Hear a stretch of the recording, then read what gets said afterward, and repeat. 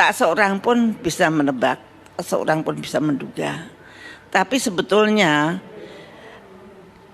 pemerintah harus menguatkan rakyatnya supaya tidak takut. Saya ingin ulun rembuk untuk pemerintah, ulun rembuk untuk masyarakat semua.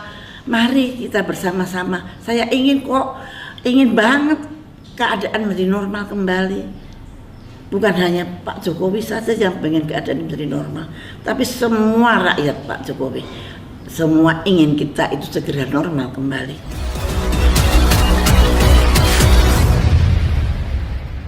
Halo Sobat, selamat datang di History Populer. Mengupas sejarah, pengetahuan, teknologi, dan fakta unik yang ada di dunia.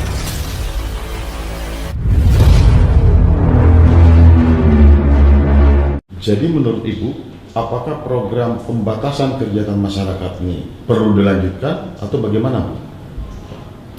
Ya, kalau kita lihat bersama, pembatasan kegiatan atau aktivitas masyarakat itu sudah mulai dikurangi itu dari sejak PSBB. Itu kira-kira bulan Oktober kalau nggak salah ya, Oktober, November, Desember, Januari, sekarang udah Februari. Tetapi di media, angka yang kita lihat itu COVID semakin meningkat. Maukah yang itu salah ataukah apa, pokoknya meningkat yang kita lihat. Dan sementara kita harus percaya dulu meningkat. Dan apa yang terjadi? Ekonomi semakin terpuruk. Nah, artinya kalau itu kita teruskan, apa yang kita harapkan begitu. Jangan-jangan justru kegiatan masyarakat itu yang kita batasin, itu justru lebih efektif menurunkan perekonomian daripada menurunkan COVID. Inilah yang menjadi pemikiran saya.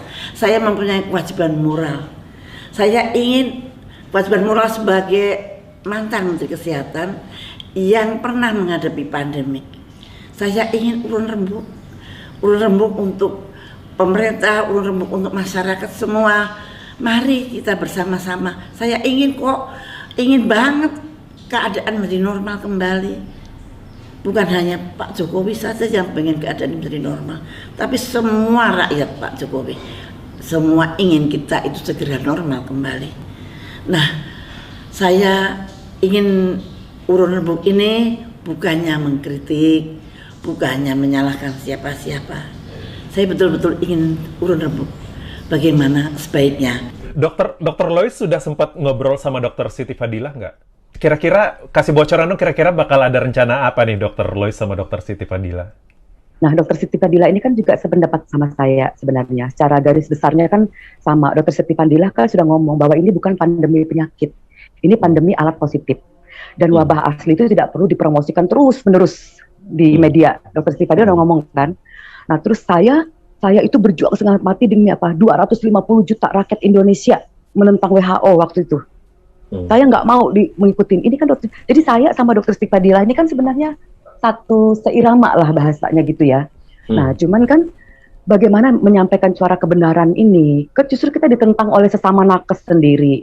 Terus pengambil kebijakan juga yang membuat aturan. Jadi ya susah. Dengan betapa frontal dan vokalnya dokter di sosial media dan ranah digital lainnya, dokter nggak takut, Dok? Enggak, Pak. Jadi gini, saya tanya dulu, takut sama siapa dan takut kepada siapa? Ini mungkin melanggar undang-undang atau segala macam, menimbulkan keresahan di masyarakat mungkin? Itu kan mungkin ya. Tapi karena saya tahu penjelasan ilmiah dan saya punya data dan fakta dari grafik internet itu, pokoknya data saya lengkap. Ada yang berani melaporkan, ini saya tantang. Kalau ada yang berani mengatakan saya hoax, ya, atau mengatakan saya itu dengan pernyataan saya COVID bukan virus. Kalau Anda menyebut saya hoax, buat aja laporan ke kepolisian, Mabes Polri. Ayo kita bertarung di pengadilan. Sudah ada panggilan belum? Sudah ada panggilan belum? Pak, saya sampai sekarang di sini ada panggilan apa enggak? Tidak Berarti ada yang berani melapor. Memang belum ada. Oke. Belum ada. Beberapa kali memang Pak dari kedokteran ini berusaha membuat laporan. Tapi kan gini, kalau Anda mau membuat laporan, saya sudah ancam. Kalau Anda berani buat laporan, Anda yang tidak tahu apa-apa ini yang akan saya jebloskan ke penjara. Karena apa? Data saya valid loh. Data, fakta saya, grafik internet dunia, terus kemudian kematian itu semua lengkap, tinggal dibuka. Cuman kan waktu saya data dan fakta ini lengkap, saya mau presentasi ke siapa? Saya waktu itu pasti Pak Majen TNI Datrawan sama Pak Bambang. Saya presentasi ke siapa, Pak? Karena apa? ID menolak saya, Kemenkes menolak saya. Makanya saya bilang, udah saya pakai sosmed aja deh. Pakai saya media, karena dari ya media TV aja kan nggak berani. Saya udah pernah ngubungin Metro TV, dikasih itu nomor teleponnya Bapak Hotman juga. Saya udah pernah ngubungin Rosi. Tapi kan karena isu nasional dan mereka nggak paham gitu loh. Harusnya kan kalau memang ini isunya, mereka ini kan semua orang ini Pak, saya seperti ini loh, kena sihir setan. Kok takut yang berlebihan teror? Anda ini takut teror rasa dari mana sih? Kalau begitu, urun rembuk macam apa yang ingin Ibu sampaikan?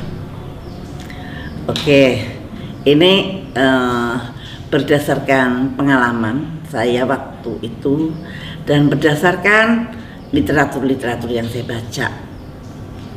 Kalau saya lihat lockdown di Amerika hasilnya seperti apa, lockdownnya di Inggris hasilnya seperti apa, lockdown di mana-mana malah meningkat. Nah ini kan sebetulnya kalau katanya solusinya lockdown, maksudnya dengan lockdown itu COVID juga harus turun dong, tapi ternyata tidak ya, kecuali di Wuhan. Kalau bisa lockdownnya kayak di Wuhan mungkin bisa turun, tapi apakah betul Wuhan itu turunnya karena lockdown saya juga tidak pasti. Nah ini menurut pengalaman saya dulu waktu di flu burung, saya berpikir waktu itu Indonesia itu kan luas sekali dan bahkan ada pulau-pulau yang ada laut-lautnya menghalang-halangi. Itu untuk menjadikan satu kesatuan memang tidak gampang. Kalau menyatukan mindset, menyatukan ideologi, barangkali itu sudah pernah kita lakukan dan itu bisa ya, Bhinneka Tunggal Ika. Tapi untuk menyatukan bagaimana kita mencegah penyakit, kita harus mulai dari keluarga itu jadi satu RT. RT jadi satu RW jadi satu kelurahan jadi kecamatan jadi kabupaten jadi gubernur, dan kemudian gubernur atasnya lagi adalah negara. Dan sudah kita coba dari atas ke bawah, nampaknya tidak terlalu efektif. Ngapain tidak kita coba dari bawah ke atas? Saya dulu waktu flu burung dari RT, saya berdayakan RT menjadi RT siaga. Bagaimana RT itu bisa secara mandiri melindungi keluarga RT, keluarga se-RT itu dalam menghadapi bencana kesehatan yang disebabkan oleh bencana alam maupun bencana penyakit. Jadi di dalam RT itu ada satu forum dari RT dan kemudian tenaga kesehatan. Tenaga kesehatan bisa diambil dari RT itu atau mungkin dari luar atau mempunyai networking terhadap tenaga kesehatan atau seperti posko. Tapi posko itu posko di dalam RT, poskes namanya, pos kesehatan dalam RT. Nah dari RT inilah RT bisa memantau, pasti bisa memantau anggota RT yang berupa keluarga-keluarga itu, mana yang menderita sakit dan mana yang tidak. Kalau anggota RT itu ada yang sakit, misalkan di rumah A yang isinya 5 orang, bapak, ibu, anaknya 3, kemudian bapaknya sakit, yang 4 ada di dalam rumah. Nah yang sakit pasti harus dilaporkan ke dokter secara online. Nah dokter online kemudian akan datang ke rumah dan kemudian mendiagnosa dan kemudian melakukan swab dan PCR, dan ternyata kalau memang positif dengan gejala-gejala tertentu harus dilaporkan pada RT. RT harus bisa telepon ke dokter, dokter bisa datang dan kemudian untuk dilihat apakah betul positif. Setelah positif, dokter juga bisa mendeskripsikan apakah sedang, apakah ringan, apakah berat. Ini maksud saya bukan dokter yang tenaga kesehatan. Nanti kalau dokter semua nanti dokter teriak lagi. Nah, kita tenaga kesehatan yang sudah terdidik. Nah, ini kan dia terpool di satu tempat yang bisa dikonek oleh setiap RT gitu. Jadi itu bisa mendiagnosis. Jadi Pak RT tahu bahwa di rumah itu ada. Maka lockdownnya itu hanya di rumah itu. Kira-kira yang jauh dari blok itu, ya jangan di lockdown. Silahkan mereka melakukan aktivitas, mau ke pasar, kayak mau jualan, kayak mau apa, mau at least hal ini tidak akan menyetop ekonomi yang berjalan.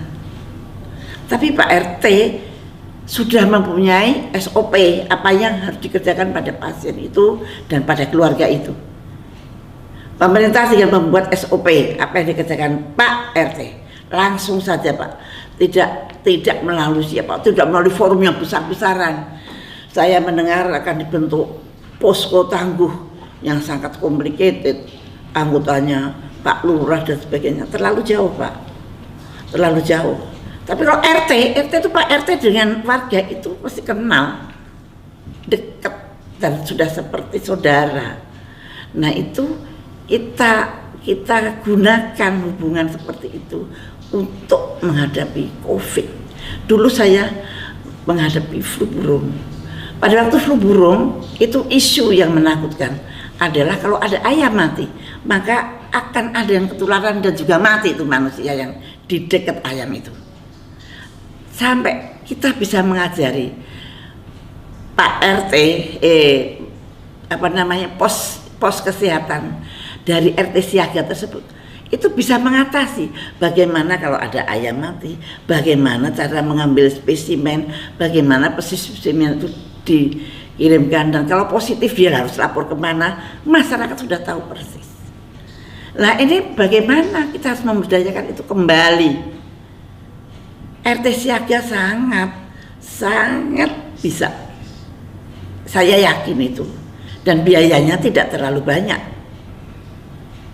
Dan satu lagi, PCR hanya untuk yang sakit, bukan untuk yang dikira sakit atau yang berdekat dengan orang sakit. No, misalkan satu rumah ada 5 orang, satu yang sakit, yang 4 ini tidak usah di PCR dulu. Urus yang satu kalau memang sakitnya sedang bisa juga dirawat di rumah dengan catatan kalau berat harus di rumah sakit.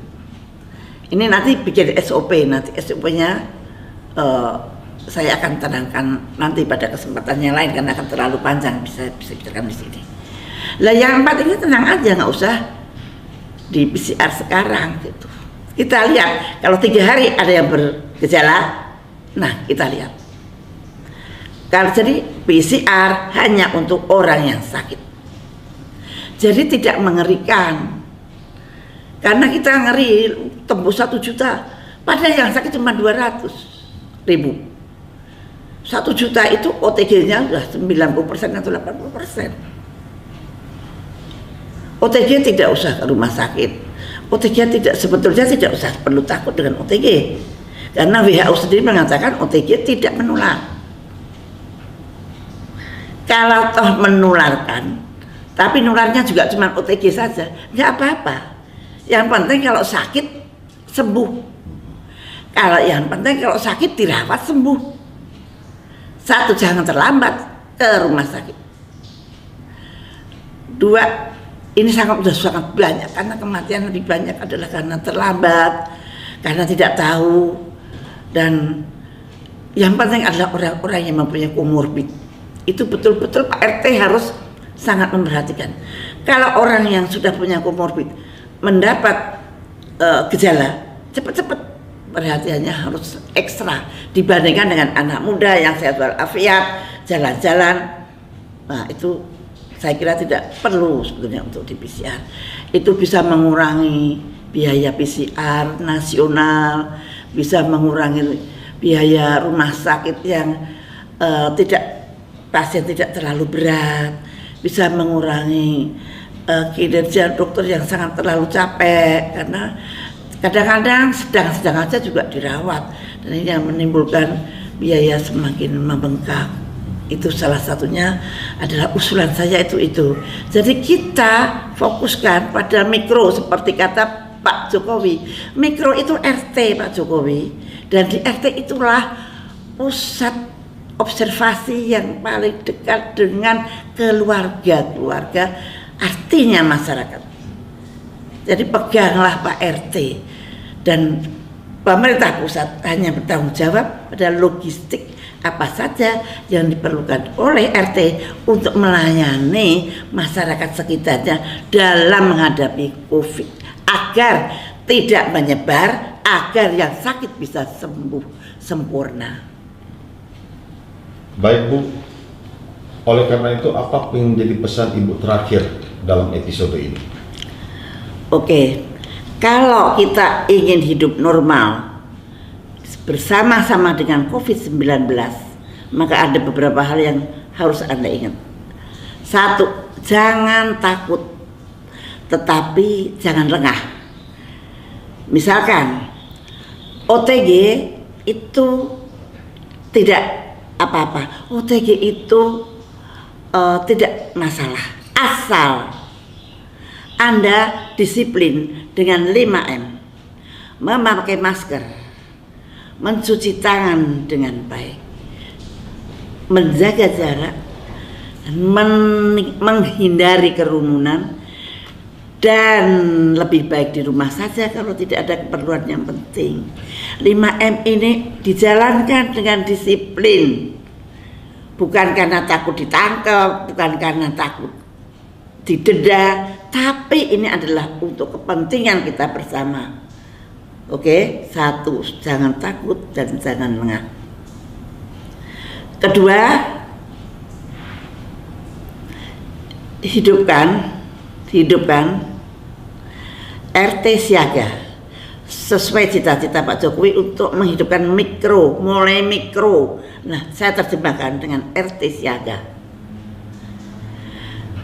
Ketiga, kita harus berani dengan isolasi mandiri yang lebih berani, maksudnya yang ringan dan sedang di rumah saja, dengan catatan terpantau apakah itu laboratoriumnya, apakah itu X-ray-nya, apakah itu perkembangan penyakitnya. Nanti SOP-nya menyusul, nggak bisa dibicarakan di sini. Kemudian yang berat di rumah sakit kan. Jadi fokus pemerintah adalah pada terapi. Bagaimana bisa menurunkan case fatality rate. Udah fokus menurunkan case fatality rate. Kalau dulu meninggalnya sekian persen, sekarang harus meninggalnya turun lagi, dengan rasio atau dengan persentase. Kalau dengan jumlah kita akan terkendala karena pemeriksaan PCR-nya tidak serentak dalam satu negara. Nanti bingung lagi, nanti dikirainnya meningkat lagi. Dan kemudian hidup perilaku pola hidup yang bersih dan sehat diterapkan, ditambah dengan 5M tadi, ditambah dengan beribadah. Jangan stres, mendekatlah diri pada Tuhan, yang sabar, ikhlas, dan nerimo untuk lebih maju lagi ke depan. Mudah-mudahan kita bisa hidup normal bersama dengan COVID-19. Ayo kita mulai, kita tetap sehat dan ekonomi bergerak. Toko-toko mulai buka semua, jangan ada pembatasan-pembatasan.